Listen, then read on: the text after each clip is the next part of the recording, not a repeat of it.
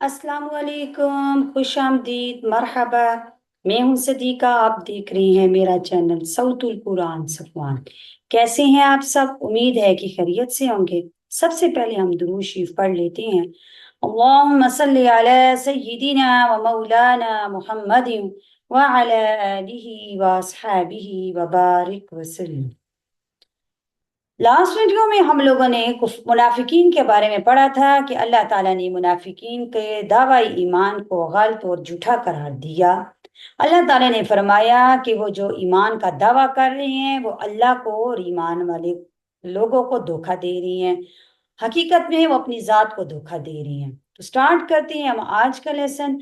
अऊज़ु बिल्लाहि मिनश शैतानिर रजीम। पनाह मांगती हूँ अल्लाह से शैतान मरदूद के शर से। बिस्मिल्लाहिर्रहमानिर्रहीम। शुरू करती हूँ अल्लाह के नाम से जो बड़ा मेहरबान निहायत रहम करने वाला है।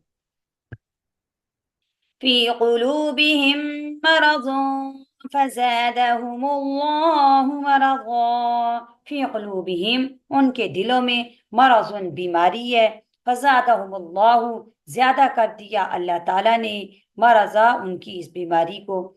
वलहुम अज़ाबुन अलीमुम बिमा कानू यकज़िबून, और उनके लिए आज़ाब है दर्दनाक या सख्त, बिमा कानू यकज़िबून, इस वजह से कि वो जो झूठ बोलते हैं। फी क़ुलूबिहिम मरज़ुन, उनके दिलों में बीमारी है, तो अल्लाह ताला ने उनकी इस बीमारी को और ज्यादा बढ़ा दिया। मर्ज या बीमारी उस कैफियत को कहती हैं जिसकी वजह से इंसान अपने एतदाल मुनासिब से निकल जाता है, इंसान के अफ़आल में खलल पैदा हो जाता है, फिर उसका आखिरी नतीजा मौत और उसकी हलाकत होती है। यानी कि इंसान के अंदर अगर कोई बीमारी आ जाती है तो उसकी डेली जो रूटीन होती है उसमें खराबी पैदा हो जाती है। कुरान करीम ने उनकी नफसानी कैफियत को मर्ज कहा, जो नफ्स इंसान के कमाल में खलल पैदा करे, जिसकी वजह से इंसान आमाल से महरूम हो जाए। जो इंसान के अंदर अच्छी क्वालिटीज हैं वो नफ्स आके उन अच्छी क्वालिटीज को खत्म करने की कोशिश करे और उनमें खलल पैदा हो जाए, और फिर वो इंसान अच्छे काम करने से रुक जाए तो उसको कहते हैं नफ्स की बीमारी। फिर उसकी नफ्स की बीमारी से आखिरकार उसकी रूहानी मौत हो जाती है। दिलों में जो बीमारियां आती हैं, जो मर्ज आती हैं, वो नफ्स की ख्वाहिश की वजह से पैदा होती हैं। आगे अल्लाह ताला ने फरमाया वलहुम अज़ाबुन अलीमुन, उनके लिए सख्त अजाब है। अब यहाँ पे मुनाफिकीन के लिए जो सख्त अजाब का बताया गया उस उनकी वजह जो करार दी गई, झूठ करार दिया गया। उनके लिए सख्त अजाब की जो वजह है वो झूठ है, उनका झूठ बोलना। हालांकि कुफर और निफाक सबसे बड़ी उनके अंदर बीमारी थी, और आप सल्लल्लाहु अलैहि वसल्लम और मुसलमानों से हसद करना, उनको साजिशें पहुंचाना उनकी बीमारी, सख्त ये उनका गुनाह था। तो अल्लाह ताला ने फरमाया कि उनका ये गुनाह जो यकज़िबून यानी जो झूठ बोलना उनका गुनाह है, ये कुफर और निफाक से भी ज्यादा है और सख्त है, क्योंकि कुफर और निफाक का जो जरिया है वो झूठ है। झूठ बोलने की आदत ने उनको जो है कुफर और निफाक तक पहुंचा दिया। तो असली जुर्म जो था वो उनका झूठ बोलना करार दिया, और सब जो खराबियां हैं उसकी बुनियाद और जड़ झूठ बोलना है। कुरान करीम में अल्लाह ताला ने एक और जगह झूठ को बुत परस्ती के साथ जोड़कर झूठ की मजम्मत की है। अल्लाह ताला ने फरमाया फजतनिबुर रिज्सा मिनल औसानी वजतनिबु कौल ज़ूर, बच्चों तुम बुतों की गंदगी से और झूठ बोलने से। अब इन आयात से हमें यह पता चलता है कि झूठ बोलना कितना बुरा अमल है और अल्लाह ताला को कितना नापसंद है, कि अल्लाह ताला ने बुत परस्ती के साथ झूठ को जोड़ दिया, और जो अजाब का जरिया मुनाफिकीन के लिए बताया, उस जो उनके लिए सबब बताया कि किस वजह से उनको अजाब होगा, वो भी झूठ को ही करार दिया। وَإِذَا قِيلَ لَهُمْ لَا تُفْسِدُوا فِي الْأَرْضِ وَإِذَا, और जब क़ीला कहा जाता है उनसे, ला तुफसिदू, तुम फसाद ना करो, फिल अर्ज़, ज़मीन में, क़ालू इन्नमा नहनु मुस्लिहून, قالو وہ کہتے ہیں بے انما نحن بے شک ہم مصلحون اصلاح کرنے والے ہیں۔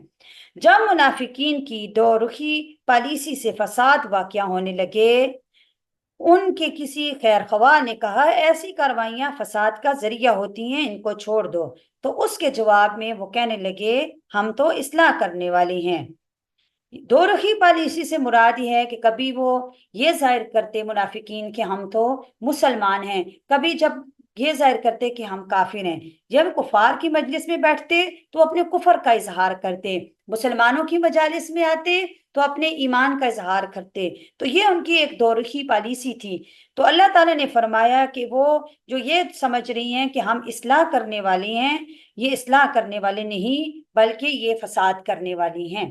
ألا إنهم هم المفسدون، الا سن رکھو، انہم هم المفسدون، بے شک وہی فساد کرنے والے ہیں، ولكن لا يشعرون، لیکن ان کو سمجھ نہیں ہے۔ قرآن کریم نے ان کے اس سمجھ کو، جو یہ سمجھ رہے تھے، باطل قرار دیا۔ جو ان کا یہ خیال تھا اس کو جھوٹا قرار دیا کہ تم یہ سمجھ رہے ہو کہ ہم اصلاح کرنے والے ہیں، نہیں نہیں، خبردار، تم ہی فساد کرنے والے ہو، لیکن تم سمجھ نہیں رہے ہو۔ تم اپنے آپ کو جو مصلح مانتے ہو، یعنی کہ اصلاح کرنے والا مانتے ہو، تم ایسا نہیں ہے بلکہ حقیقت میں تم ہی فساد کرنے والے ہو۔ فساد اور اصلاح صرف زبانی دعووں پر دائر نہیں ہوتے، ورنہ کوئی چور یا ڈاکو اپنے آپ کو مفسد یعنی کہ فسادی کہنے کو تیار نہیں، بلکہ مدار اس کام پر ہے کہ جو کیا جا رہا ہے، یعنی اس کام کو دیکھا جائے گا کہ وہ کام اس جو کام وہ کر رہے ہیں، آیا اس کام کے ذریعے اس کام سے فساد تو نہیں پھیل رہا، خواہ اس میں ان کی نیت فساد کی ہو یا نہ ہو۔